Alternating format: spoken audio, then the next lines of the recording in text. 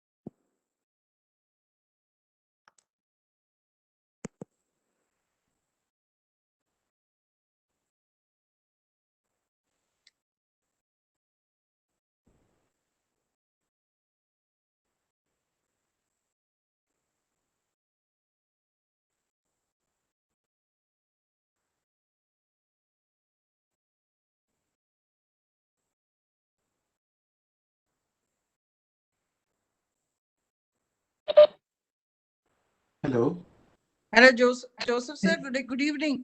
Good evening. Can you hear me? Yes, sir. Yes, sir. We can. Good.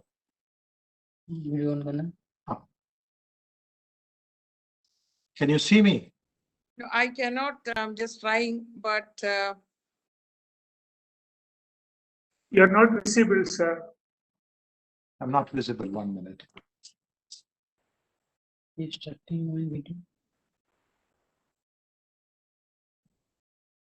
Am I visible now? Oh, yes, very much, yes. Good. Who's speaking, please? James, sir. One Okay. of our senior faculty, sir. Oh, good. Good evening, sir. Good evening. Good evening. Yes.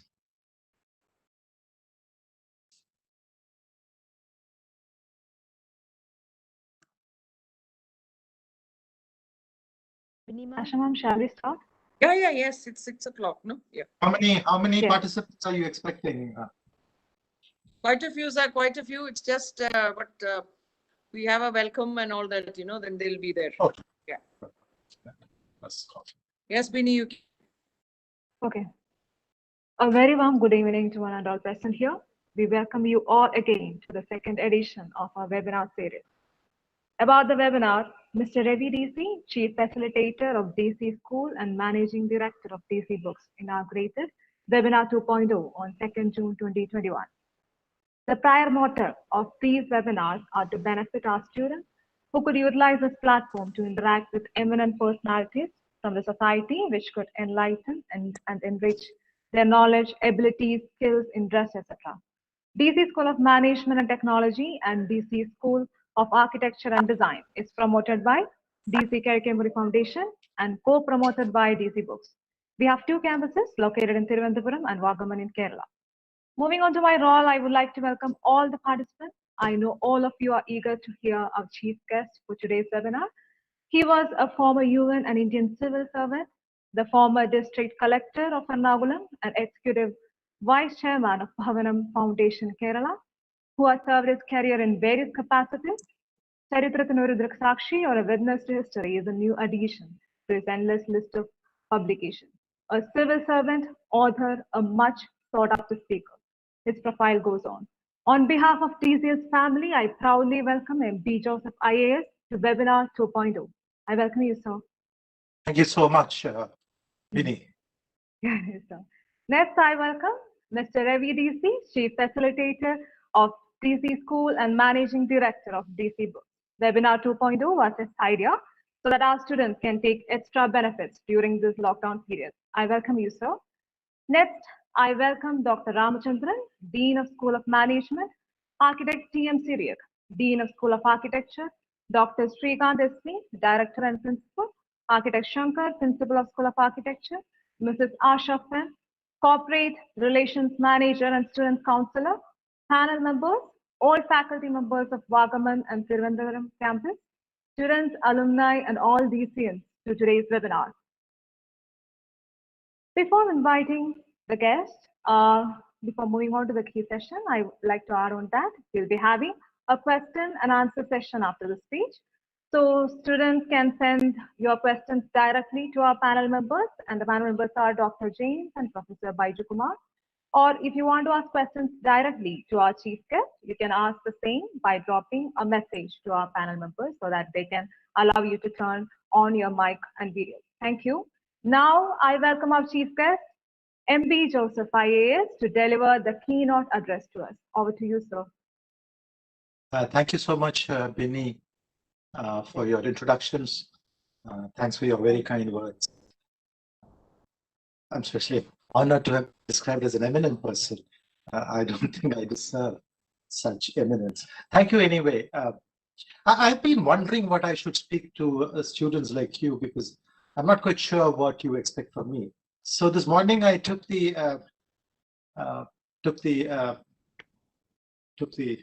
step of requesting Dr. Asha Fen to find out from students what they would like me to talk. So I think I've got 3 ideas for talking, which I think one of your students, Gautam, has sent to me. Now, you spoke about questions after the session, but I think I would like to make this a very interactive sort of discussion. I normally love to deliver these speeches. I've been delivering them for a long time. I think Asha Fen has heard me many times, and sometimes I tend to linger on and talk too much. But so this time I thought I'll make a change, and I'll request all of you. I don't know how the system works. If people can ask me questions directly, that would be a very good way to make the session interactive. Not only questions, but your views on areas that you would like to touch upon. Make it an interactive session. If that's possible technically, then that is what I would prefer. In any case, I'll come back to the technical part of it in a minute.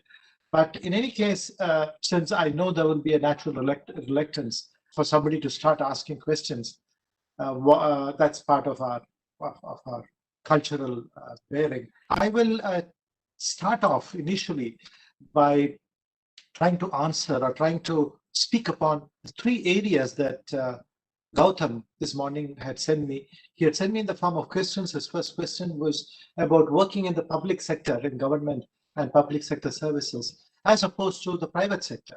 I suppose as students of the School of Management, and most of you will be very well versed with how the private sector works, how a corporate works, how a private business works. But most of you may have very little clue about how the government works or the public sector systems work. And perhaps his question, therefore, was based on some feedback I believe he received from some of your colleagues or his colleagues who attended interviews in the public sector and came back thoroughly, how do I put it, amazed at the differences they seem to find between an interview in the public sector and an interview in the private sector. So the first area of what I'll talk, and I will talk only so that you get the time to frame your questions and ask me thereafter, is about the differences between the public sector and the private sector, which I think it's very important for you to understand, because I think there are a lot of jobs going in the public sector, and that includes the government, including the IAS and all the other things. Now we have the Kerala Administrative Service and so many other jobs within the administrative system. So many of you would be interested in that, because managers are required within government as well, within the public sector as well as in the private sector. So that will be the first area that was the first area that he touched upon in his three areas that he said to me. The second area that he wanted me to talk about was about, I suppose some of you may know that I love traveling, and I've traveled to about 80 countries. He was asking about the cultural differences. Particularly, he spoke about labor laws. Now, I've not studied the labor laws of various countries, but I can speak about the work ethics, the work culture, and the other cultural differences between, say, India and South Asian countries and the countries of Europe, Western countries, and Southeast Asian countries. Southeast Asia will include, countries like Singapore, Malaysia, China, Taiwan, etc. So he wanted to know what are the differences in culture and laws outside India, and he wanted me to talk on those experiences. And I think I'll do that as a second part of my, what you say is the keynote, though I think that's too fancy a word for what I'm going to talk about.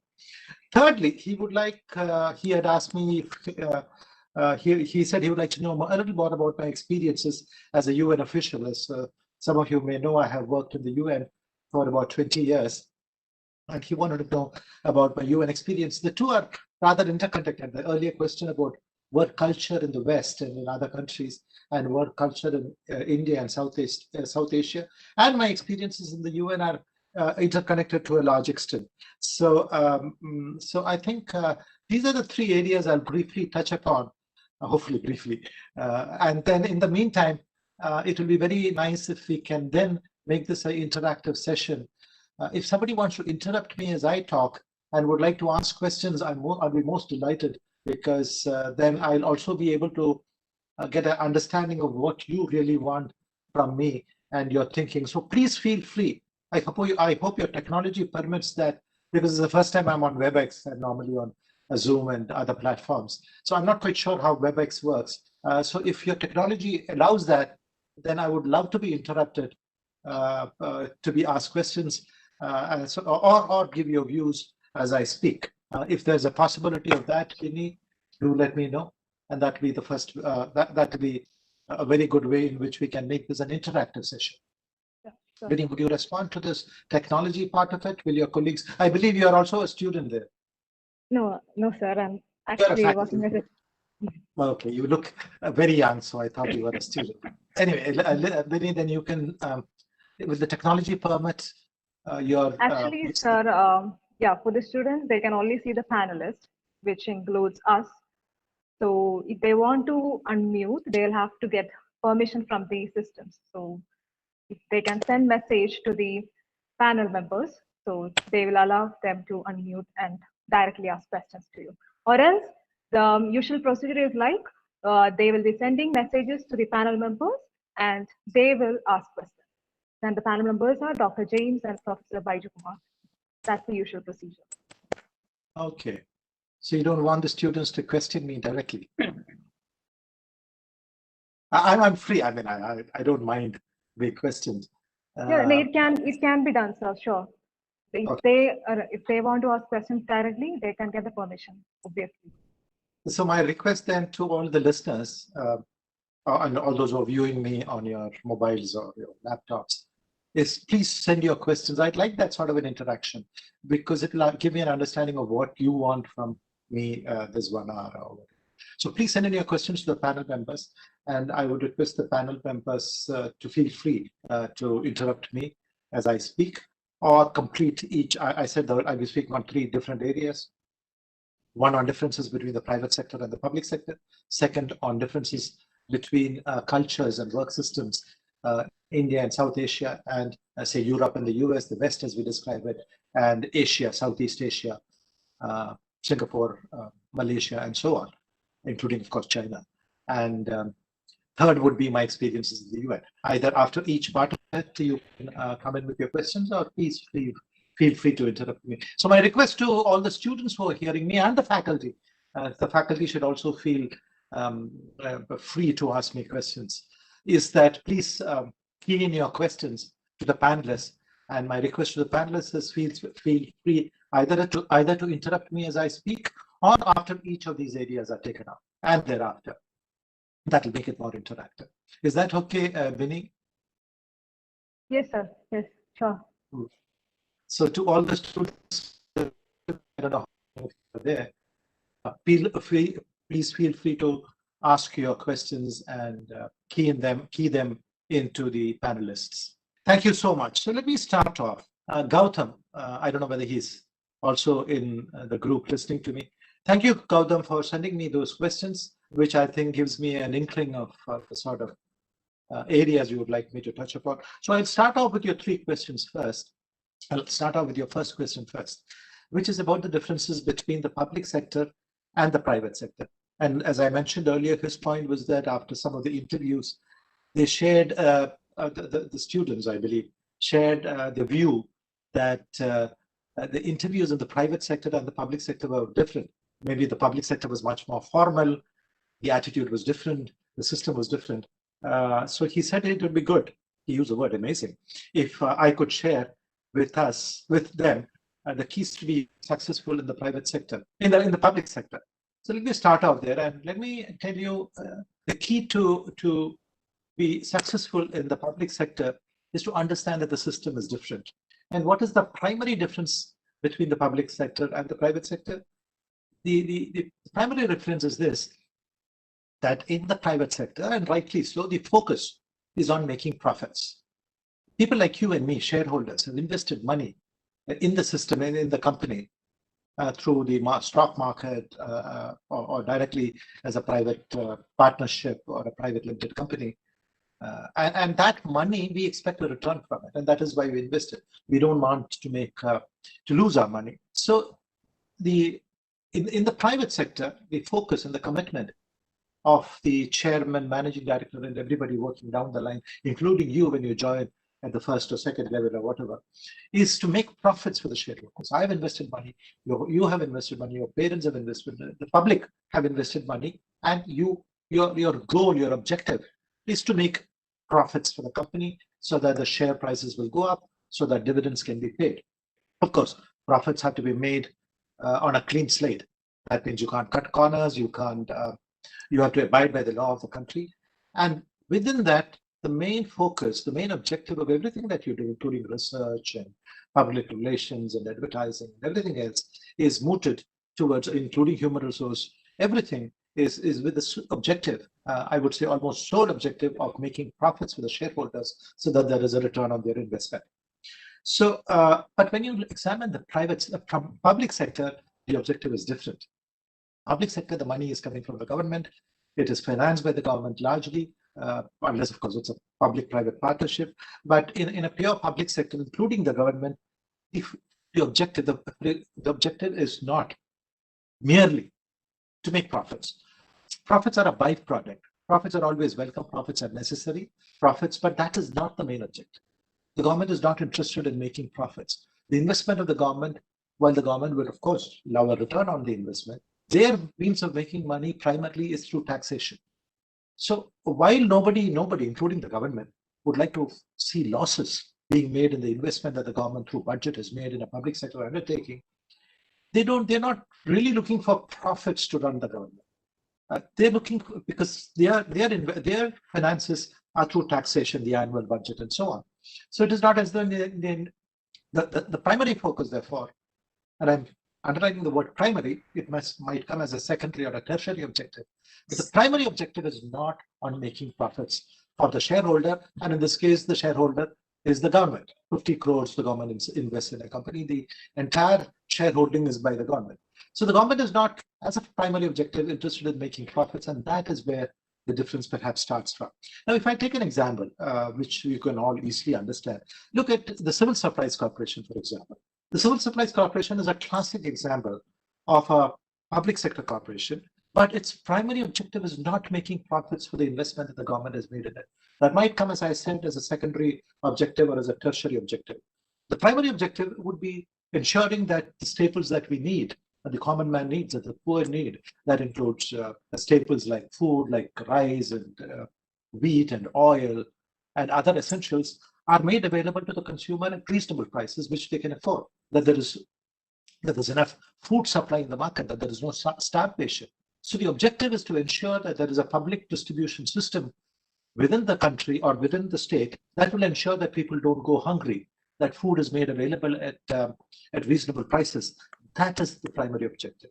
The primary objective is ensure food supply, that there is no scarcity, because any scarcity can be used by black marketeers who will hold food and try to make profits out of it, and ensuring, let's say, equity in the distribution of essential food items. A private sector player may not like to put up a supermarket. Please don't misunderstand me, but since Lulu is something everybody known to everybody, Lulu will not be interested in setting up a supermarket in Idiki, but food has, because profits is the prime motive there. As even if I were to start a supermarket, I would do the same. They would be interested in a supermarket in Cochin and Trivandrum, perhaps in Kozhikode, because that's where the market is. But the government has a has an obligation to every voter and an obligation to ensure that people in Idiki or on Wayanad or wherever in the backwoods in Attapani also get food. And that is where the difference in objective comes in. And there, profit making is secondary to ensuring that there is equitable distribution of food and ensuring that there is no breakdown in supply of essential food items. So that is the important difference. One of the important, and that is where many of these, when you attend an interview, the type of questions that you get in a public sector and a private sector are likely to be different. Now, from this primary difference, many other differences emerge. Now, in the private sector, if I'm working for, again, a Lulu Mall, I'm taking only as an example, please don't listen. If I'm working for Lulu Mall, if you're getting a first job there, or if you're getting a job in the Tatas or in Birlas or in Adani, you know who your boss is, Adani or Yusuf Ali or whoever it is. There is one particular boss. It is his investment, his money, and the money of the shareholders who come in because they believe in it. They believe in that person. They believe that if I invest money in Adani, I'll get a good return for it, and so on. But so you have a boss, and there's a chain of command from the boss onwards, the chair, and the CMD, the deputy, and so on, and down the hierarchy until your level, whichever level you join. But in the public sector, you don't have one definite boss. The boss in the public sector is very diffused. It's very difficult to say who the boss is. That diffusion of in the public sector, in the government, I really don't know who my boss is. Yeah, I know who my direct boss is. If I was the collector, then my boss would be the revenue secretary or the chief secretary. That is clear. But that revenue secretary will change from time to time and so on. If I'm a deputy director, if you enter at the level of, say, the program officer, then your director will be your direct boss. And there will be a hierarchy above him that goes right up to the CMD, and then from there, let's take the example of the civil supplies, which I've been speaking of.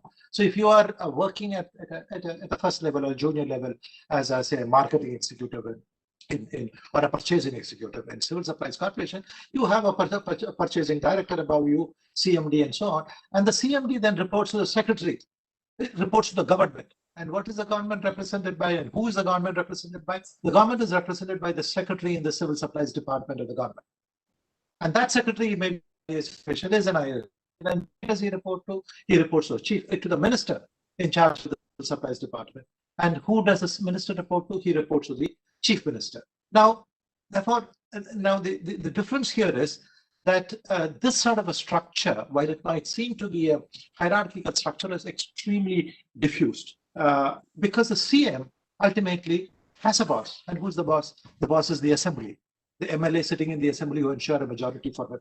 And who are the bosses of the assembly? The people who vote for him, the public. So it's a very diffused. Ultimately, your boss in the public sector is that diffused number of voters, the citizens of the country who pay the taxes on which your salary is paid. So this is the diffusion. While in the Ambani group, you know who specifically that so-and-so Ambani, and that your job is to make profits for him through excellent marketing or purchasing or value addition or research. In the public sector, for one, it is not the boss. You don't have that definite objective of profit making. Secondly, you don't know who the hierarchy above you is very diffused. And above all this, spoke about reporting to the government, to the secretary, to the minister, to the CM, to the assembly, to the voters. That's one hierarchy. There's a different hierarchy as well. You have the courts. Any public person of the public can take a public sector to the court. So the court is also one of the bosses, within inverted commas, within the system. So the point I'm making here is that the structure is very diffused, apart from the fact that the main objective is not really profit making. Now, why is this so? This is so because the public sector has a social responsibility to the citizens of the country or the state, which is much wider than the corporate social responsibility that you hear about in the private sector, where 3% or 5% of your profit has to be set apart for CSR work.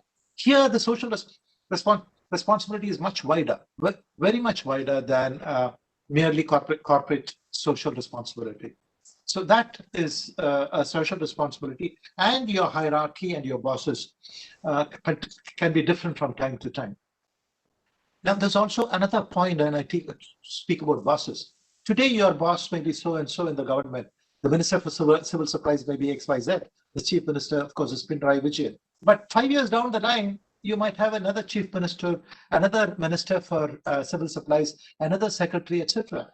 So you are not only responsible to your present set of bosses, you're also responsible for the future set of bosses. Because any mistake that you make today in a decision can be questioned 5 years down the line or 7 years down the line by another government, another party in power. So ultimately, you are answerable to a system rather than to a particular person or a group of shareholders. So the system, the government might change 5 years down the line, and then questions can be asked about how you took a decision. Why did you purchase rice for such a large amount? Why did you purchase palmolin from Malaysia and not from Indonesia? I mean, so many questions can be asked. So then that brings us to the system that we have in the public sector, which is a system, and of course, any citizen can give a RTI, right to information petition. And in the public sector, that right to information has to be answered. That is not necessary in the case of the private sector. Now, all this points to the fact that decision making in the public sector has to be very transparent. It is not only to be transparent, it has to be on record. If I take a decision for these reasons, I should record why I am buying 15 rupees a kilo rather than at, say, 14 rupees a kilo, which is available somewhere else. The decision has to be clearly recorded, because that is the one that is very important, because somebody 5 years down the line can start an inquiry against you because you bought rice for 15 rupees a kilo while it was available at 14 rupees a kilo. So the decision has to be recorded. The reasons why you take such a decision has to be very, very recorded. The public sector is a system of decision by record. And the decision that took has to be on record. It can be emails, it can be written, it can be written communication. It should show why a decision was taken. In the private sector, that's not necessary. Your boss calls you up and says, sell our share, buy this. Do I have a problem? Can you hear me? Yes, we can hear you. So, right. So the question is why? So it has to be a decision on record. Everything has to be recorded, why you took a decision. Otherwise, you'll be in trouble 5 or 6 years down the line. Whereas in the private sector, your boss can call you and say, look, the chairman has said, give this advertisement to Times of India for 6 crores rupees or 5 lakh rupees, or sell your shares at this, and then you do it. Because there it is private responsibility, here it is public responsibility. And public responsibility means you and I can ask a question of the government that was in power, say 5 years ago, and say, why did you take this decision? So that is very important. I think my video is. So may I interrupt? You're not visible actually. Yeah, I'm trying to restart my video. Can you see me now? It's visible right now. Thank you so much. Yeah. Right. So so it has to be a decision on record. Means that, okay, somebody rings you up, your boss rings you up and says, transfer that person. If it's in the private sector, you transfer the person because your boss has told you. In the private sector, you need a written advice for it. And even if you obey your boss and transfer that person, you have to send him, it has to be recorded that you did this as per the direction of the boss, or you sent an email to him, asking him to confirm that he indeed rang you up at such a time and asked you to transfer the person, and then the responsibility is his. Otherwise, you make a mistake, and then the responsibility of transferring a person is a simple thing. But in the case of a civil supplies corporation, which example I was giving, say if your boss rings up and says, buy rice from this person at 20 rupees because there is a scarcity of rice in Idiki and we must rush it there, you do it. But before you do it, you send him an email, or you ask him to send you an email. Whatever he said has to be on record, because the decision is not yours. And if you think that rice is available for 18 rupees at an equally good quality somewhere else, it's your job to put it on record saying that, of course, you don't have 20 rupees from Joseph, you can buy it at 18 rupees from Neeraj Unithan or wherever. And if he overrules you, fine. But if he doesn't, then it is his decision, because the responsibility for decision making in the public sector has to be on record. So this is what a government or governance by record means. Everything has to be recorded, because it is not your money or Adani's money, or it is somebody else's money that we are playing with. It's money belonging to everybody else's. It is money belonging to the public. It's the taxpayers' money. So that makes the public sector little less flexible than the private sector. Decision making becomes slower, which is why sometimes you get frustrated with the public sector, because decisions are not taken. And the reason for it is that decision making in the public is a much more complex process than decision making in the private sector. In the private sector, it is clean and lean. You have a one-line hierarchy, and there it is. The directions come down to you, and you obey it.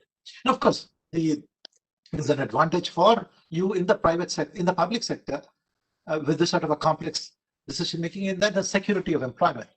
Adani doesn't like your face, joking. Your boss doesn't like your face, and he can fire you. It's hire and fire in the private sector. In the public sector, the good point, the other part of it is that it's not so easy to fire a person. There's a process involved. So this is and now this gets reflected in an interview that you attend. Even in an interview, it is not the interview board alone that takes the decision. They assess you for your suitability to work in the public sector, your area of your knowledge about the area you're supposed to work in, marketing or selling or buying, etc. And then, like in the private sector, that decision making is also a hierarchical process, because there would be layers upon layers.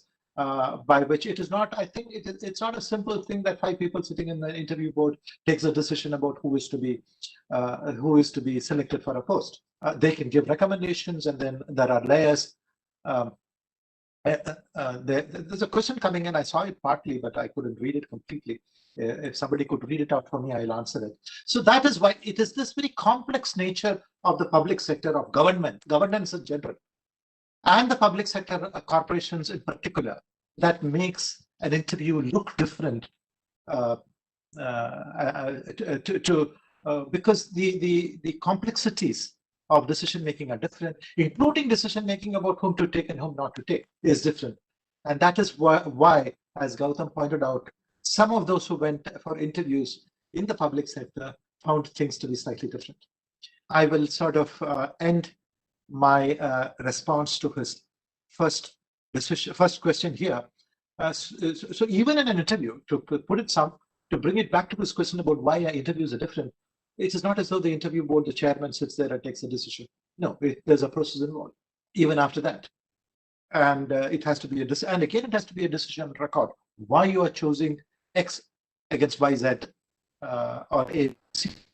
It has to be a record, and also it could be a decision. If everybody agrees it's a decision, at least the decision at the level of the interview board is by consensus or a majority, but at that stage is merely a recommendation. There will be layers upon layers in a complex decision-making process that finally determines if that recommendation is accepted or not.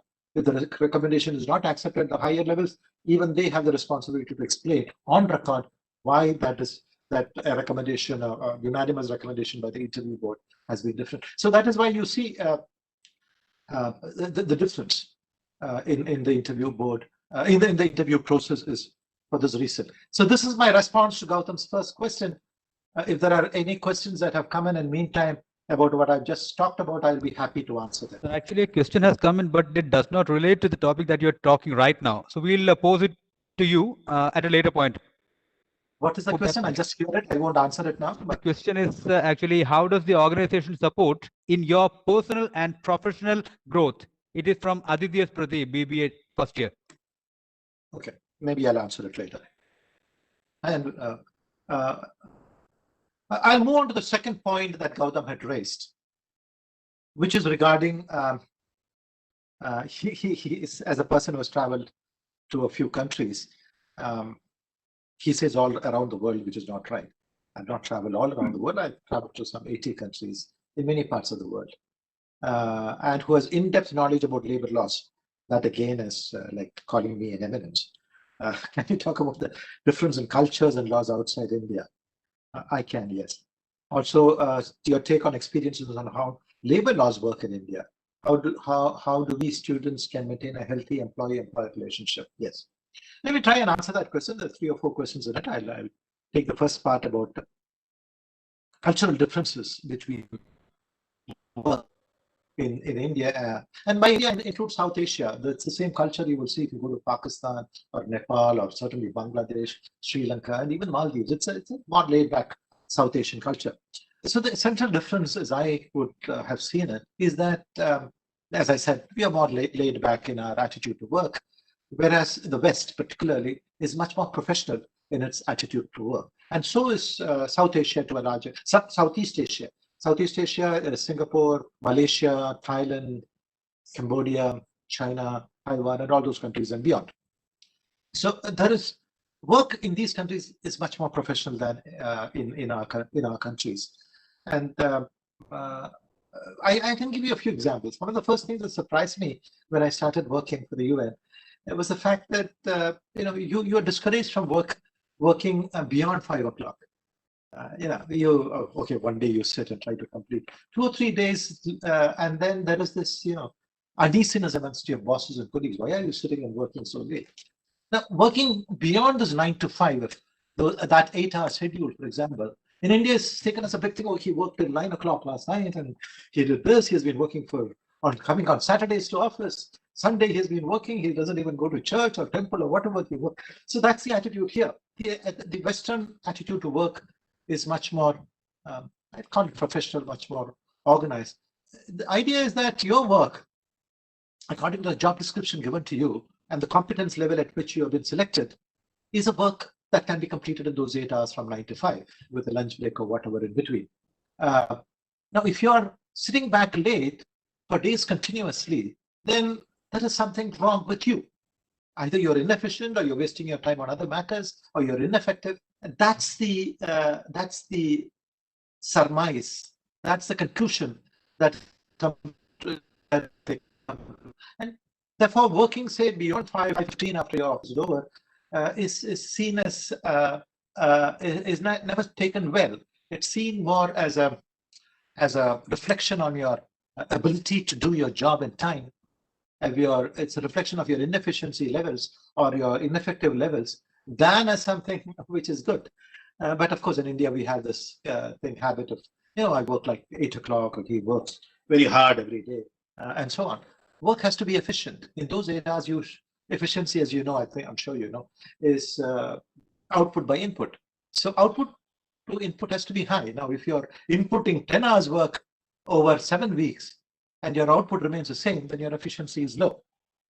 So that is one of the first points that I learned on the job. Now, you have a job description. And of course, job descriptions, I don't know how things work in India now. I mean, I've been out of touch a little bit. I'm sure job descriptions are a part of. But when I joined the government, until I left, I didn't know what a job description was. Never heard. The first time I heard about it was when I joined the UN. So a job description clearly specifies. As a collector, I had no job description. I didn't even know how many.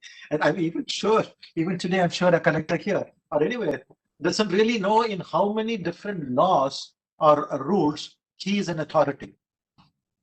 Suddenly somebody will come up with an old law that was passed in 1898 and say the district magistrate or the collector is the final arbiter in this case. So a job description was something that was new to me when I first went to the West. The job description clearly specifies what you have to do, and I think it's very important that we all have our job descriptions. I don't know, in the private sector it might be happening to a large extent, I really don't know. But that's very important because it tells you what your work is. And it also tells your boss what you're expected to do, not pile work on you, which is beyond your ken. And each job description has a competency level. So this job description has this competency level as a programmer is a grade 1, or as a program officer grade 2, and it is that competency level which determines what sort of a person should be selected for the job and what sort of salary scale he should be given to. So it's all interrelated. So it's that job description becomes ultimate, and the boss also knows that this is your job description, and you cannot ask him to work much beyond that, though sometimes on emergencies, etc., you may ask him to. Now, of course, this is very different. These timings I speak to you, and some of you may still have your doubts. Google and Microsoft, they work at 3 o'clock at night. They suddenly get an inspiration at 4 o'clock in the morning, or they party hard on Friday. I'm not speaking of Google. I'm not speaking of Microsoft. I'm speaking of, Microsoft and Google and companies like that are still the exceptions in the West. They make big, true. But then I'm not speaking of those companies. I'm speaking of the regular companies, the bulk of the companies, the bulk of the private sector, public sector in abroad. That is one of the first things that we should understand about cultures and cultures in general. While working in punctuality is extremely important. You can't just walk in at 10 o'clock. I'm afraid your voice is breaking. I see. How is it? Is it better now? It's better now. It's better now. Yeah, maybe. Punctuality is very important. You can't, if it starts at 9, you can't walk in at 9:30 or 9:45 and then say you work 2 hours extra. You can do it exceptionally, of course. Car breakdown or the buses are not working properly on time. But you can't do it as a matter of practice in India. But in South Asia, that sort of a punctuality is hardly ever, it's not part of our lives. You say 5 o'clock, people turn about, you say 9 o'clock for a meeting, and stroll in at 9:59. It's cheating a bit. But the world culture in the West is very, time is of the essence, as I don't know if you read what's his name? Wooster and Jeeves. Peach Woodhouse. Now, time is of the essence is something that he repeatedly writes in his novels. They're hilarious, of course. You should read it if you've not read it. P.G. Woodhouse is a humorist writer who takes gigs at the British elite. Anyway, so in the West, time is of essence. I was surprised. I mean, these days it's possible, but I was surprised the first time I was in Geneva, the ILO, where I worked for those 20 years, has its headquarters in Geneva in Switzerland. I was surprised in those days, before software industry became so dominant, when your bus stop would exactly tell you that the bus number 9, which you want to catch, will arrive at 9:36. And they would arrive at 9:36. And if they were delayed, you will get the notice. Bus number 9 is delayed by 2 minutes, 1 minute. Now, 2 minutes, 1 minute doesn't make a difference for us. It's only a delay of, in the Indian Railways, I believe, a delay of 30 minutes is considered to be on time. So our time is much more stretchable, because for us, we much life on a much broader scale. It's part of the culture. We look at the universality of life.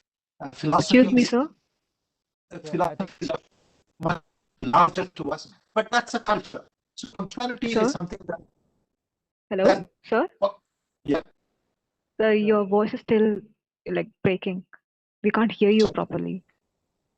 You can't. You're audible. Properly. Okay. Yeah, you're audible, but that lacks clarity. Yeah. How is it now?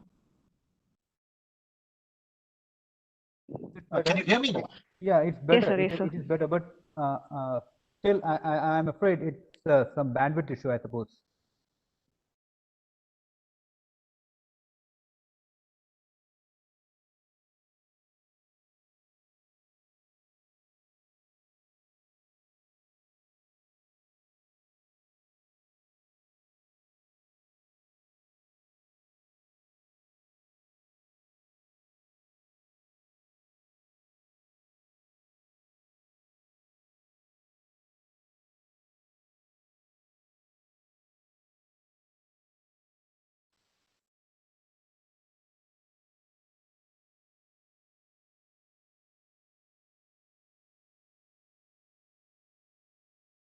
So all the students are requested to send in the questions to the Q&A section of this WebEx.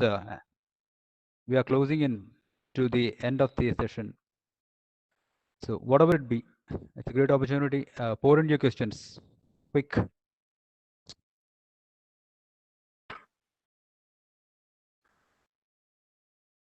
So I got 2 or 3 questions from students. Let the guest come, sir. Yeah, welcome back. Welcome back, sir. Yes. And here the cultural differences. Dr. Baiju. Yes, I am Baiju Kumar. Okay. Oh, thank you, sir. Let the Yes. Cultural differences interconnected with the so many things are course of business life. Baiju sir. Hold on. Let the guest start. Is it audible? Mr. Baiju Kumar, yes, the presenter has joined back. Please ask. So you're mute. I'm mute. Yeah, is that- it's fine. It seems perfect, sir. It seems perfect. Welcome back. Thank you so much. Hello. Can I So your video has gone. Your camera, I suppose, is gone. 1 minute? I'll get it back.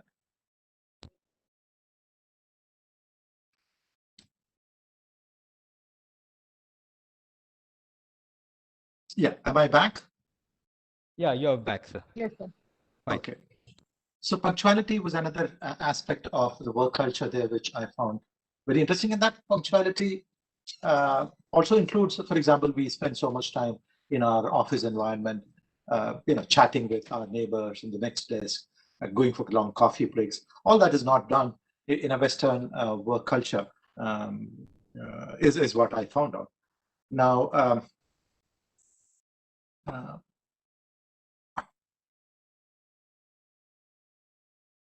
the other aspect of the work culture, which I found very interesting, was the fact that even for small, let's say, projects, very small ones, there's a lot of thinking that goes into, a lot of planning that goes into before implementation starts.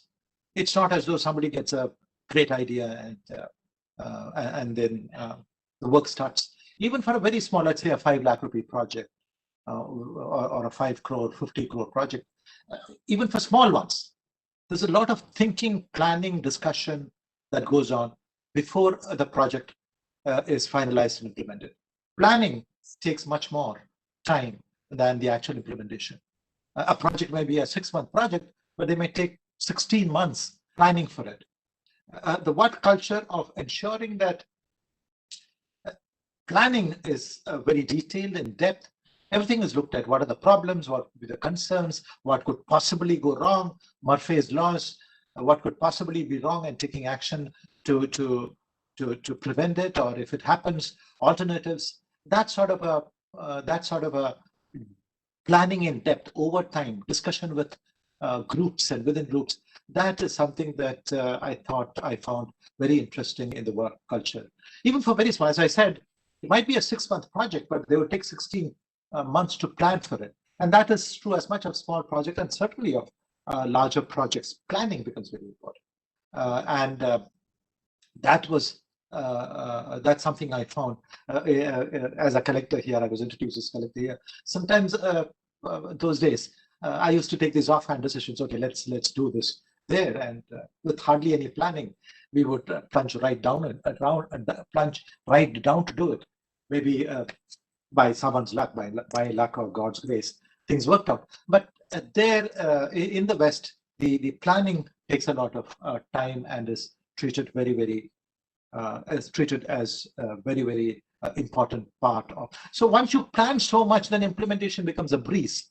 It becomes very simple because everybody involved in the tasks know exactly what they have to do, why they are asked to do certain things. So the implementation, if it's a 6-month implementation, it gets completed on time. It doesn't get delayed because everything has been thought through before the first rupee was paid and work started.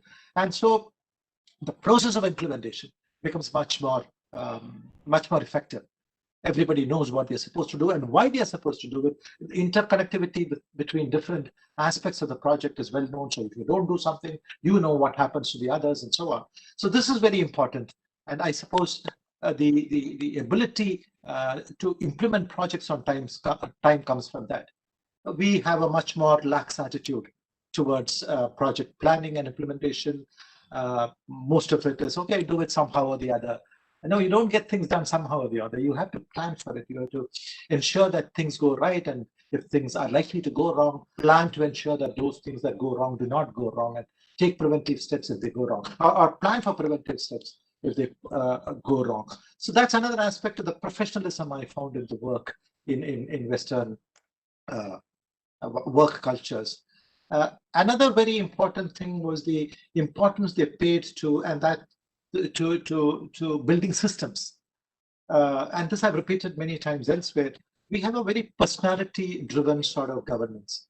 So and so is an efficient guy. So if he says that it's personality-driven, no, Joseph is a good collector, or he's a good mayor, and so what he says should work. It's personality-driven.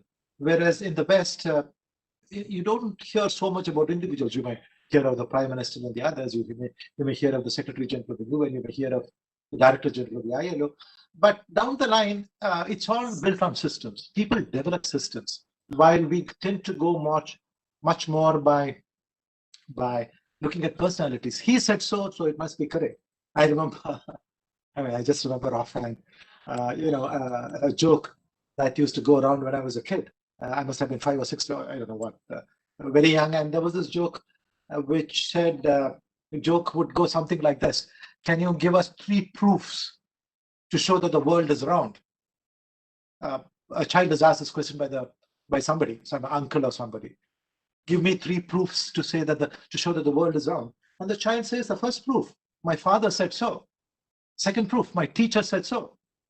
Third proof, my so-and-so, uncle said so. So see, proofs are personality driven. That is in our conscious. Somebody said it, so it should be right. No, there it is much more based upon building systems, developing systems, planning, and so on. And that's an essential work cultural difference that I've found. So that's very important. We, in a sense, we are very wary of systems. We are systematic. We are, I won't say anti-systematic. We don't even realize that there are systems. I often quote the story about, you stand in a queue at a check-in counter at an airport, or you stand in a queue to board a flight, and suddenly somebody comes in to the friend and tries to check in. And then when somebody points out to him, look, there's a queue, the man is totally surprised. He can't, a queue is a system. We are so asystematic, or we are so systems. Systems, I'm not against systems, but we don't even understand the concept of systems to a large extent. So the man looks around and is surprised, oh, there's a queue, and he's embarrassed. Of course, when you do it deliberately, but I've seen quite a few people, when somebody points out to them that, look, there's a queue, there are 60 people behind you, go to the back. He looks around and that, he's not lying. He's surprised that there is a queue. The concept of queue as a system is a concept we find very difficult to understand. We don't, these days, I believe we have queues for buying liquor from our beverages corporation, but that's an odd exception. But we don't believe in queues. We never queue up to board a bus. We don't queue up for absolutely anything. If you go to some of these malls and you go to a coffee counter to buy coffee, suddenly you find 5 people crowding around you and somebody at that extreme right pushing in his hand and ordering a dosha while you have been there for the last 10 minutes. And you just, so that's how we are. We are systems for some reason. Don't ask me why. Whereas the West is very systematic in their approach to things, and they build systems, and that is why everything is a system for them. The whole concept, for example, the word SOP, standard operating procedure, something I heard, I'm speaking a long time back, but everything has an operating procedure for something like, even say for Dr. Ashafan invited me for this thing, they will have a standard operating procedure. Okay, 60 minutes, 1 day before, prepare the outline of the content, 1 hour before, do this, 30 minutes, do this. I'm giving a gross, exaggerated version, but a standard operating procedure is part of the mental makeup of the West. Now, if you go to the Southeast Asia, they have a lot of these systems built into them, but I think their prime advantage of a Southeast Asian work culture, and again, I include the Malaysians, the Chinese, is they're very hierarchic. If the boss, they're very obediently hierarchical. The top boss, Mao Zedong, or these days, Xi Jinping, now whoever, I'm just giving a gross example, say something, it must be correct. There is no, my father said so, my mother said so, my teacher said so sort of attitude. But there is not personality, it is this hierarchy of obedience, as I would call it. So you obey your boss, he obeys his boss. So if an order comes down, whether it's a Chinese, whether it's a Japanese or the Chinese or the Cambodians who have got a lot of Chinese blood in them, I spent 7 years there. I wrote a book on that. Yes, normally find some time to introduce my book. Do read this if you have the time. This is my book on Cambodia. It's called My Driver Too Long and Other Tall Tales from a Post-Pol Pot Contemporary Cambodia. Just saying it. Do read it. It's available on Amazon. Do read it if you can. The point I'm making is that the word culture is built on a hierarchy of obedience. And that obedience is something that we are not used to, unfortunately. Maybe it is the independence movement, the 100 years of struggle against the British or whatever, where we non-cooperated with the government, we non-cooperated with the authorities, we had a civil disobedience against people in authority. So our whole attitude is this, he said so. If that's somebody in authority, then something must be wrong with it. Then it's just the reverse. Oh, somebody in authority said it, and then it must be correct. Now, if you see, look at the way Hong Kong is being clamped down. It's because this, the majority of the people there are silent, I suppose. It's because of this, the feeling that hierarchy and authority must be respected, which doesn't happen to us. So if you're working in an office, that hierarchy is tremendously adhered to and obeyed in a Southeast Asian culture, and that's a tremendous advantage that we have. Now, in spite of all this, if we are front runners in many areas, it's because I think, and that's one point I always stress, we are second to none in terms of the intelligence that we have. We are super intelligent. And in all my work with the UN for 20 years, I'm belittling my colleagues, but I found that most of them, that intelligence-wise, I won't bring it to a personal level. Intelligence-wise, an Indian is far more intelligent than many of the Western colleagues that he would be working with. And that is where I think we ultimately, now if you could add this systems, add this professionalism, add this, a good degree of hierarchical obedience that we do not possess to our abilities of our intellectual abilities, then I think we could be very, very superior in all areas, which unfortunately we are not, and I don't think we will be able to change it in 5 or 10 years. Right, this is my response to the second of Gautam's questions. I hope I've been able to answer them to his to a certain measure, if not fully, but fairly substantially. Are there any questions at this stage on these two aspects of what I talked about culture in the West and culture in India? He also asked me about labor laws. The problem with labor laws in India, that's being changed a little bit now. We have got 3 or 4, the last, I think it was last year or the year before, the government came up with codes for, when I was labor commissioner, as I said earlier, I didn't know how many laws of the state and of the government I was an authority. No clue. And then you see, when anything went wrong anywhere, the EC knee-jerk reaction to it was to create another law or amend the law. So laws became, in our country, are so they're so numerous and full of amendments, laws that were created 150 years ago, still on our statute books. So we have too many laws. We have too many labor laws. And therefore, that's one of the most difficult part. But last year, I think year before, I'm not quite sure. I think it was last year. The various laws that we have in the country, nearly 50 of them, out of the various laws, nearly 50 of the labor laws were codified, I think, into 3 or 4 separate codes. The Social Service Code, the Industry Relations Code, and so on. I think that is a very good movement in the right direction.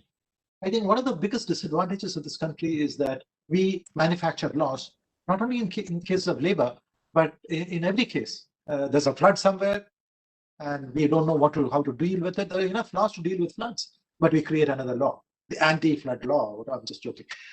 If there's a problem of terrorism somewhere, we have an IPC which is brilliant, but then we bring another law, UPA or TADA or whatever. We have this fetish for laws.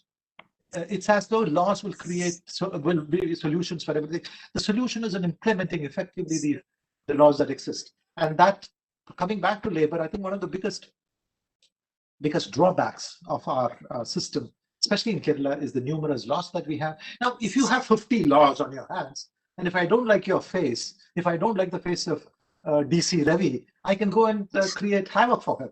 I can create havoc in your college. I mean, send an inspection team, and then you have all these If I send an inspection team, there are at least 15 shortfalls they can identify. That's simple because the laws are so different. I mean, so stringent, and you've got so many laws to play with. So a law gives the governments, the official, unbridled authority, which in the long run can be bad for business and industry.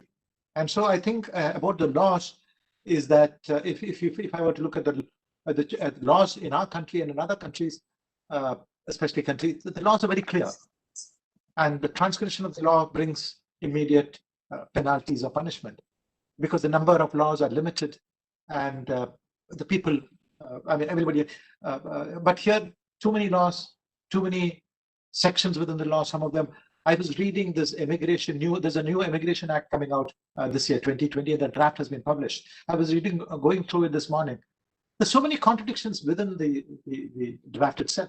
Obviously, they'll correct it before, but then contradictions within laws, between laws, overlaps, and so on. So that is one of the disadvantages that we have in the country where labor laws are concerned. I'll break here, and if there are questions, I'll be happy to answer them. I wish there are. One question from Bhavanam Mohan, our second year MBA student. He asked, how challenging is it to be an advisor to government? He is asking about the cultural issue, perhaps, in India. I understand. I was advisor to the government of Kerala on labor matters. So how do I answer that? That's when somebody who's to answer the question is unable to answer the question, they'll say it's a good question. So let me first say it's a good question. An advisor's role is a role that does not perhaps have a very clear job description. You can advise, you have no particular authority to implement things. You can advise, and your advice is only so good as it is accepted by the chief minister, if you're advising the CM, or the government, if you're advising the government, or the minister, if you're advising the minister. So to be able to be an effective advisor, it's important that, number one, you must have the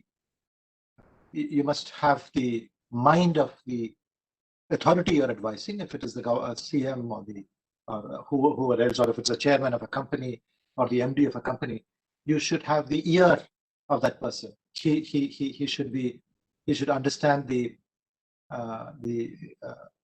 importance of what you're saying. Number two, you've got to be very neutral, which obviously is the case in the case of government.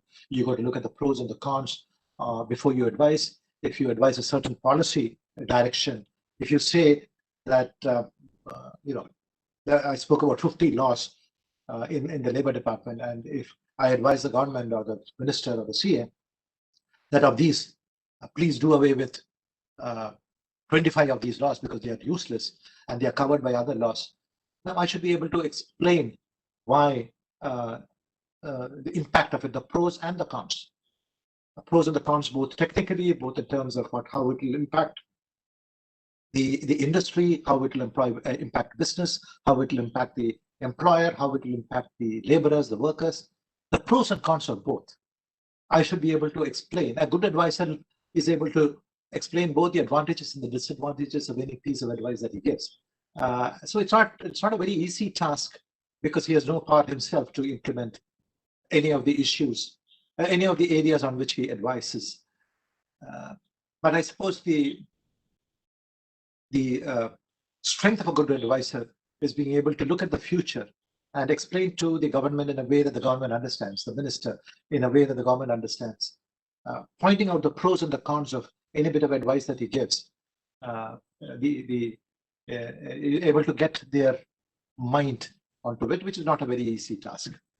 I don't know whether I've been able to answer that question, but yes, as I said earlier, Deep answer. Thank you. It's a good question.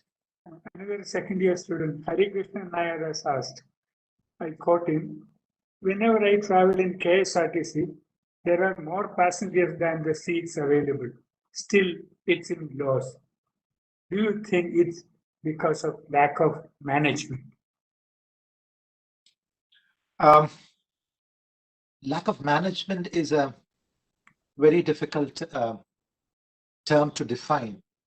There's a management, of course, there's a very good management, but I think a part of the reason comes from, I don't know if you have been listening to me from the beginning. For those who listen to me from the beginning, what I'm going to say next will make sense. It comes from the objective of why a KSRTC has been set up. It's set up not only to make profits, because the government does not run on the profit of public institutions. It can raise taxes and collect cesses, etc.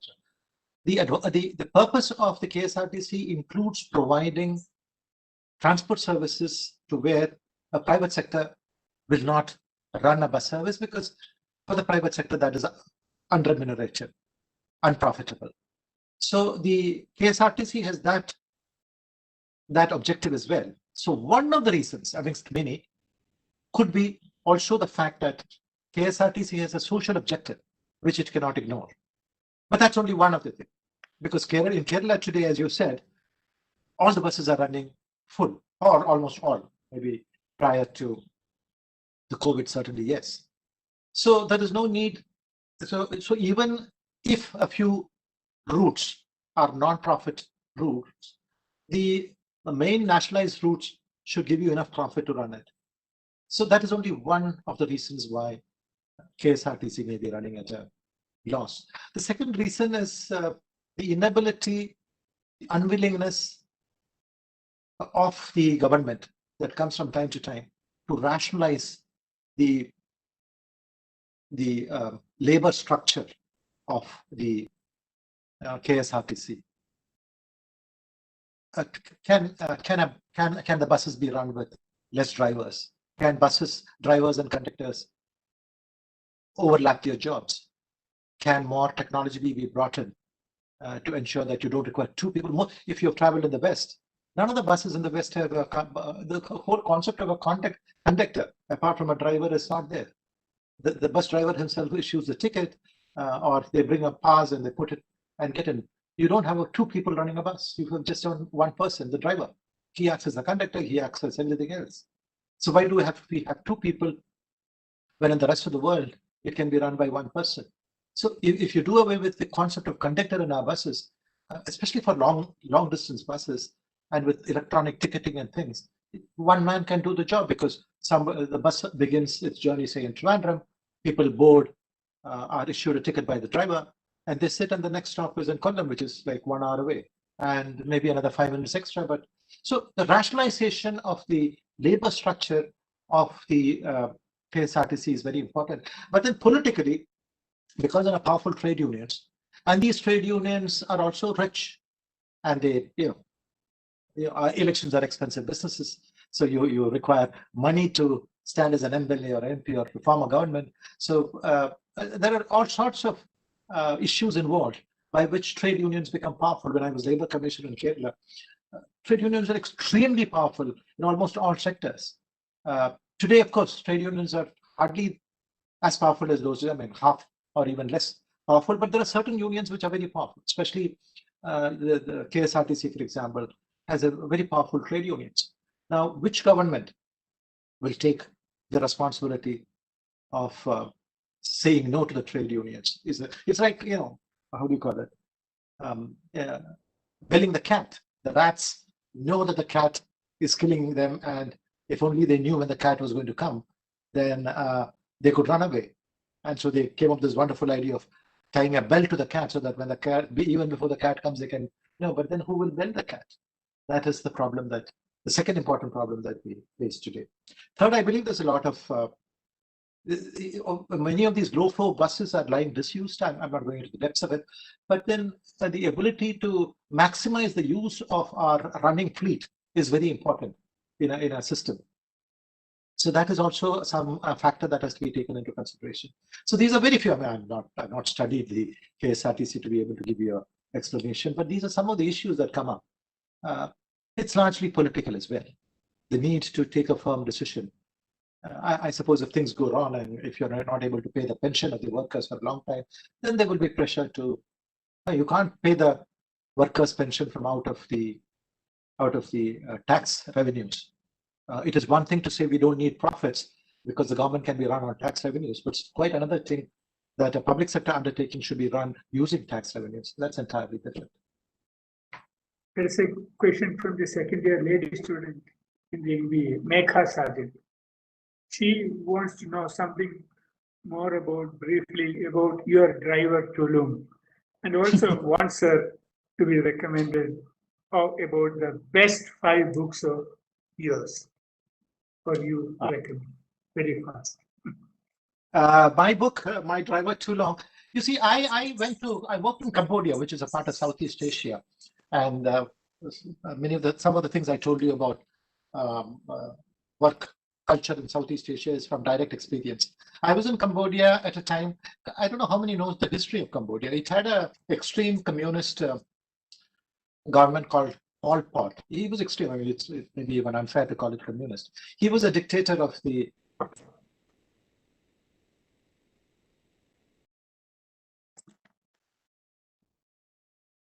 from 1975 to 79. He was a dictator who, the capital city is a city called Phnom Penh.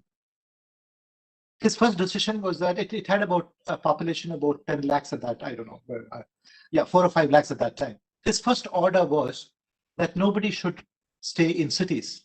So the entire population of Phnom Penh was evacuated over a period of 5 or 6 days. They were all asked to go to the villages and work in fields. All industries were shut down. All schools were shut down. All colleges were shut down. All factories were shut down. All businesses were shut down. All markets were shut down. All shops and commercial establishments were shut down. Agriculture, growing rice, they are rice eaters.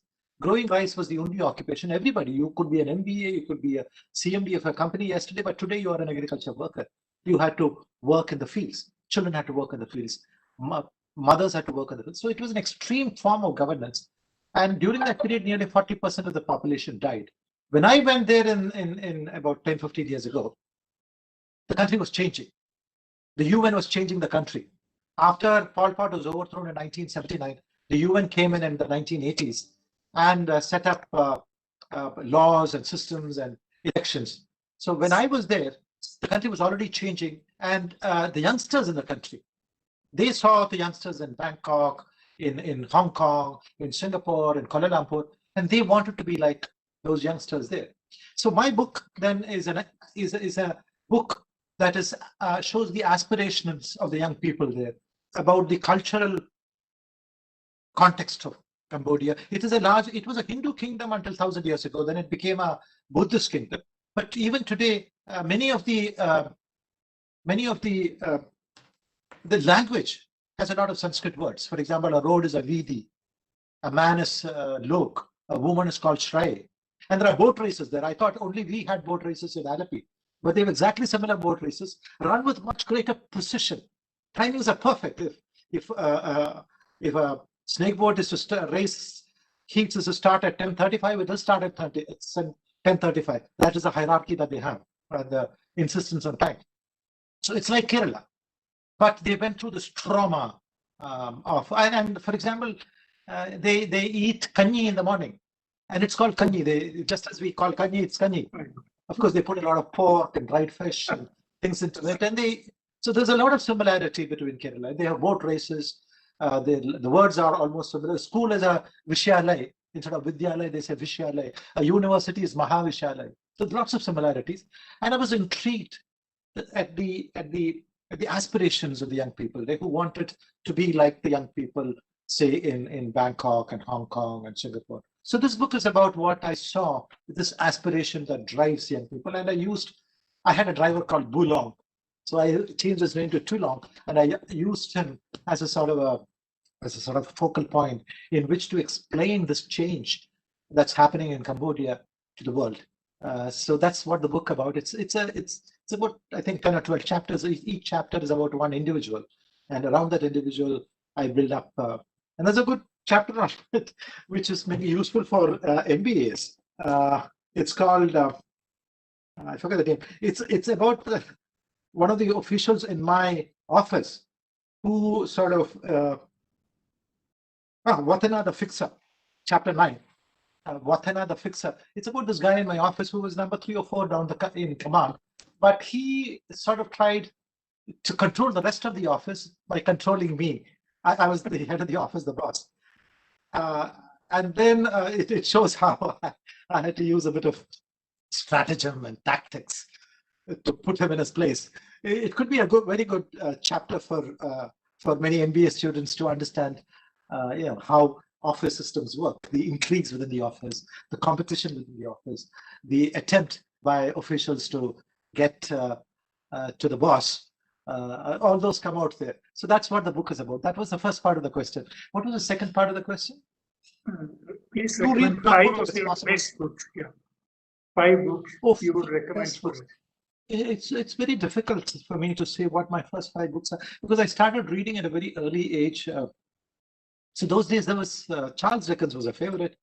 Oliver Twist is something that I still recommend because it shows many of the conditions in which medieval Europe was 200 years ago, England was. But there's another book written again by Charles Dickens called A Tale of Two Cities. I don't know how many of you have read it. A Tale of Two Cities. It's about Paris and London. Yeah, you've read it. Good. It shows the ultimate meaning of friendship when two friends, how ultimately one of the friends gives up his life to save the other friend. I mean, it's a wonderfully well-written book, and I think if you want to understand the depths of friendship, you are all young people, and you've got many friends, but to really understand what friendship is all about, sacrificing my life so that my friend can live. That's an amazing book that I think you should read. The other book I'd recommend for reading again is a book called The Lord of the Flies by Golding. Now, he won a Nobel Prize much later for literature. The Lord of the Flies. It's a book.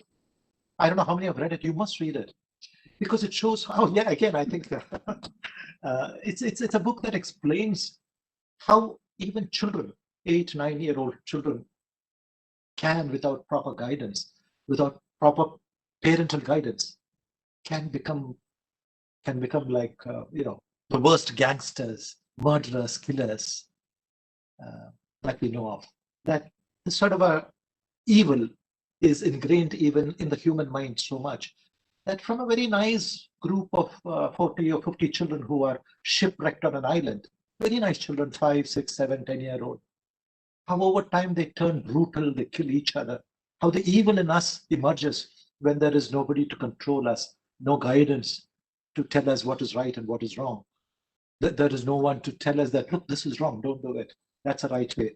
I think that's a book everybody, youngsters like you, should read. The Lord of the Flies by I think Golding is the name. I forget the name. He won the Nobel Prize. William William Golding. Yes, William Golding. You must read it. You must read it. You must read the other 2 books, especially the book on friendship, The Tale of Two Cities. The 2 cities are Paris and London, and it is set in the 1780s or 1800s. I don't really remember. During the French Revolution, sorry. It is set during the French Revolution, so it must be in the 1860s or 70s. Those of you know history well can tell the exact date. But I'm confused with the date. It's set in the French Revolution. 1789. So 1789. French Right, Revolution, thank you. 1789. So 17, isn't it, or 18? 1789. 1789. 1789, yes, 200 years ago, 230 years ago, 32 years ago. Right. So yeah, it's a wonderful book. You should read it about friendship. The other thing is the evil in us. So these are, and then of course, if you want humor, I would certainly recommend P.G. Wodehouse. He's a great writer. He's able to. I'm looking at the books I have. And of course Amitav Ghosh, if you like him. That's a 4th book. Amitav Ghosh writes very well. Then there is. Don't miss the Ivory Tower. It's not a book. Ivory Tower is about the Travancore Kingdom, written by Manu S. Pillai. I think you should read it. It's a fat big book, quite big, but it's this one. I think it's quite big, 500 pages, but it's worth it. And the 5th book you should read, and that's the most important book. The 5th book you should read is My Driver Too. Just being funny, but yes, seriously funny. Thank you. Any other questions? So Baiju was reading some questions. I interrupted him. Sorry, Baiju, please proceed. Sir, here I got a question. And flexibility can be seen in the public sector especially. And flexibility deteriorating or mitigating the quality and the competency of the public sector. Is it right? I didn't quite understand the question. Can you repeat it once more? That is flexibility. Flexibility can be seen in public sector. Right. This flexibility deteriorating or mitigating the quality and the competency of the public sector. Is it right? Right. Baiju Kumar, isn't it? That's your name? Yes, I am Baiju. Yeah, Baiju Kumar, when you speak of flexibility here, what is that you mean? If you can shed some light on it, then I might be able to answer your question more. Public sector, what is hierarchy? Hierarchy? Even in the case of the hierarchy, public sector, we can see the flexibility. So hierarchy, the severe hierarchy can be seen in private sector sometimes. That is hierarchy inevitable and beneficial for the smooth run of a sector?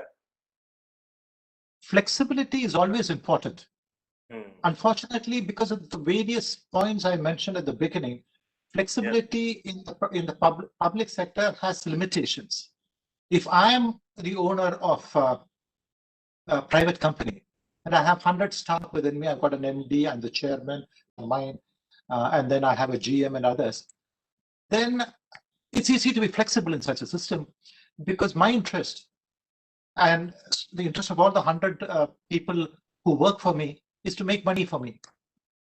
And if I think that so-and-so is not doing his job well, I can simply call him to my office, give him the pink slip, and off he goes. Maybe give him 3 months salary and say, thank you, you did a good job, but we have give some reason, and he goes. The flexibility in the private sector is very high because it's a one-man show, or it's a show that has a very limited objective, mostly of making profits for me, or for if it's a big company with 5 million shareholders, for the 5 million shareholders. But in the public sector, that flexibility, it cannot be that flexible. A chief secretary cannot ring up and say, fire him. You can't fire a man like that. A minister can't ring up the collector and say, I don't like so-and-so, throw him out of the government service. You can't throw a person out of the government service. It's very difficult. At best you can transfer him, which is being done. But therefore, even the CM, the most powerful CM, cannot throw out a person. It's very difficult because that is where there is security of tenure, the security of job. A government job, an IAS civil service job is protected under the Constitution of India, which very few countries have that thing. So the flexibility that you have within government is very limited. If you bring in too much of flexibility, then the system can be misused. And ultimately, as the boss, you will be answerable for this. Lack of flexibility can lead to delays in taking decisions. So it's trying to get the right balance between quick decision making, which requires a bit of flexibility, and ensuring that public money. See, the difference between an organization of 100 people that I run with my money and the organization run by a government is that this is my money. I can do whatever I want with it. Even if I lose, it's my money that's being lost. But if a similar job company is being run by the government, it's public money, it's taxpayers' money. And whoever runs that show is answerable for every rupee that is spent and every loss that is created. So flexibility in the public sector is difficult, but we need flexibility, and we should reduce our laws, reduce our rules to ensure that a modicum of flexibility is built in. Now, flexibility will become truly practical, and people will use the flexibility to take quick decisions only if honest decisions taken honestly are protected, even if such a decision later leads to a loss. I remember, I don't know how far I'm right. I remember this 4G issue that rocked us many years ago. Now, the decision or the mining thing. Now, was the decision taken in good faith? If the decision is taken in good faith, then the official has to be protected. Otherwise, as a collector or as a MD of a corporation, I will hardly take a decision because I don't want to pay the penalty of going to jail for a decision I took in good faith. So what is important at this stage in our governance is to build into our rules and laws systems protection of decisions taken in good faith. And if that happens, I think flexibility will be much more built into the system. Such flexibility is important, Kumar, I agree with you. But nobody will take a decision if they fear that if things go wrong and my decision now taken will lead to losses later on. And I may have to be answerable personally for it. I don't know whether I've answered your question, but there it is. Good evening, sir. May I? Thank you, sir. Can you hear me, sir? Very well. Thank you, Gautam, for all those questions. It set the tone for my talk today. Pleasure, sir. Pleasure. It's my honor. Good Bimal, evening. where are you from? Sir, I am from Malappuram. Andhra. Andhra. Andhra Pradesh. Malappuram. Malappuram. Okay. Right. Go ahead. Sorry to interrupt. Sir, Malappuram. Yeah, Gautam, carry on your question. Sir, it's true honor to speak to you. Sir, today when I spoke to our most respected Asha ma'am, she spoke about that your mother used to tell you after your prayer something that's pivotal to making to create the person that you are right now and to your success. So, as students, if you could please share them to us, it'll be a great honor. I couldn't hear the first part of your question. I'll request you to repeat it because I understood the part regarding sharing my experience, but the first part I didn't hear. Can you repeat your question? Sir, today morning, Asha ma'am spoke about 3 mantras that your mother used to tell you after your prayers. Something that that is pivotal to the person that you are and to your success. So, if you could share them with us. Right. No, they're not 3. Asha, I remembers it still. Okay. It was not actually 3, it's actually 5. They're not really mantras, they were blessings.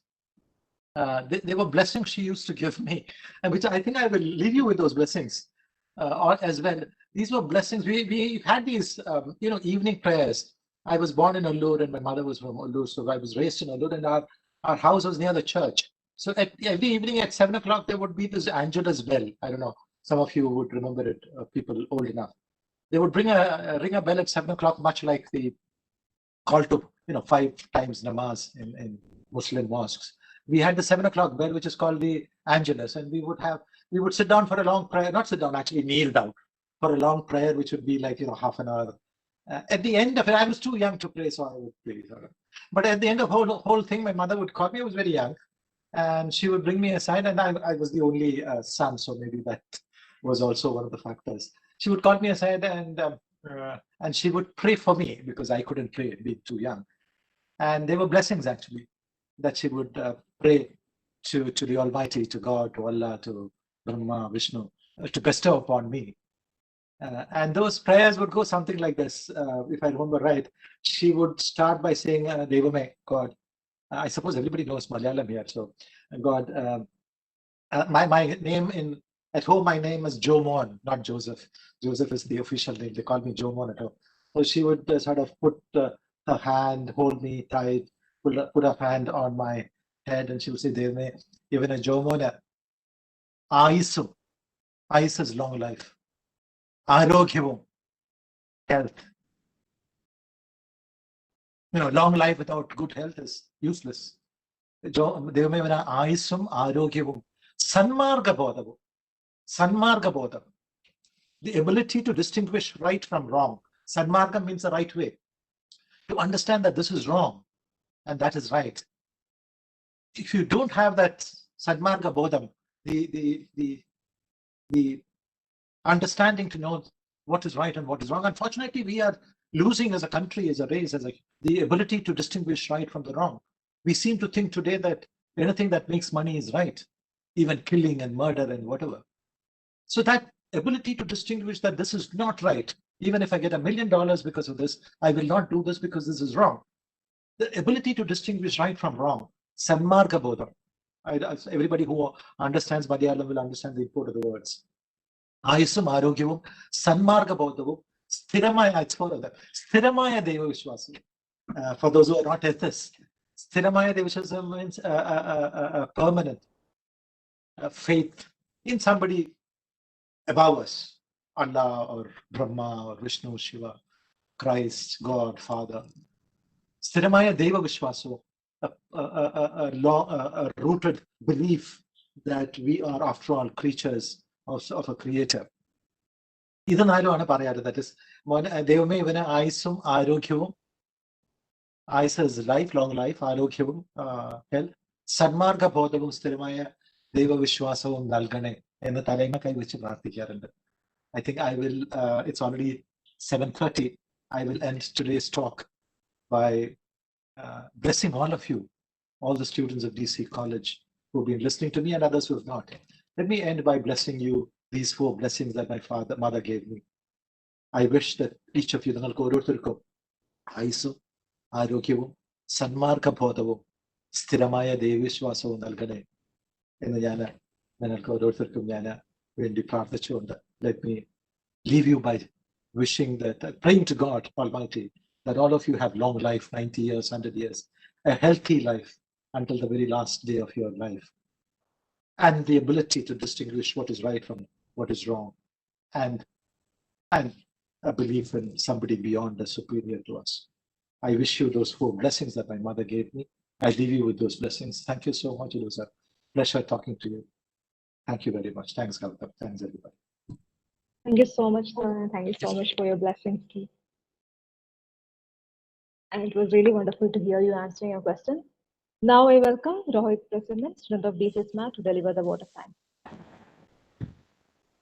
Good evening, everyone. I hope I'm audible. Yes, Rohit, you're audible. Yes. So the opportunity to propose a vote of thanks to Mr. MP Joseph is an absolute pleasure. So when we received the email invite for the event with your profile attached, it took a while to finish reading it because of the amount of positions of importance you have held. So your talk that you just delivered today was extremely informative. We started off the session with the aim to answer a few questions that were sent to you by Gautam, sir, about the differences between the private and the public sector, your experiences in working in the public sector, work cultures from around the world.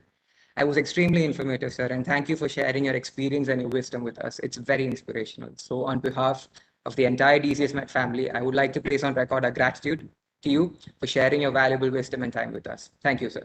Thank you so much. Thank you, Rohit, for those very kind words. You speak well. Thank you, sir. On behalf of the DCSMAT student and faculty community, I would like to thank Mr. Ravi DC, our Chief Facilitator, Dr. N. Ramachandran, Dean, DC School of Management, Architect Syriac TM, Dean, DC School of Architecture, Dr. Srikant S.C., Director Principal, DC School of Management, Architect Shankar, Principal, DC School of Architecture, and Ms. Asha Fenn, Corporate Relations Head, Student Counselor, and Placement Head. I would also like to take this opportunity to thank everybody involved in giving us this opportunity to interact with Mr. Joseph by making this event happen. From the DC Kirikemuri Foundation to the event coordinators, Professor Renu Matthew ma'am, the Systems Department, Ajay sir and Bibin sir, I thank you all on behalf of the staff, faculty members, and the students of the DCSMAT family. I would also like to place on record my gratitude to all the faculty members, the students, the staff members of all the DC institutions for your active participation and keen listening. Thank you and have a good night. Thank you so much. Thank you, Rohit. So we have reached the end of today's session. On behalf of DCS family, I thank you all for participating in today's webinar. And the next webinar will be conducted on next Tuesday at 6 p.m. Thank you so much and good night. Thank you, sir. Thank you, Asha. Thanks a lot. It was a wonderful opportunity.